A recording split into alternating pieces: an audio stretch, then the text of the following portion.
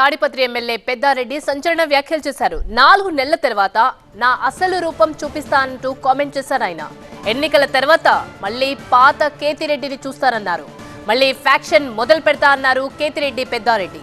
2024లో అధికారంలోకి ఏ పార్టీ వచ్చినా నా ప్రత్యర్థుల్ని వదిలే ప్రసక్తే లేదంటూ సంచలన కామెంట్స్ చేశారు పెద్దారెడ్డి.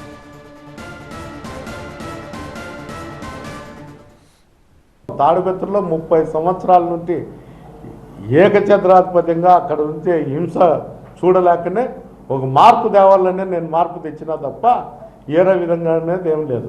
ఇంకా నన్ను దావుంటి పోయేవాడు కూడా అనామకుడు కూడా కాలుతుందంత అంటే తన్నించుకుంటే అంత సాహసం అయితే నేను చేయలేను.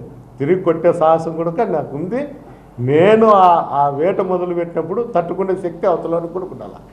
ఏ పార్టీ వచ్చినా కూడా నేను మొదలు పెడతా. ఇప్పుడు కూడా చెప్తాను, ఇది మెన్షన్ చేసుకోండి.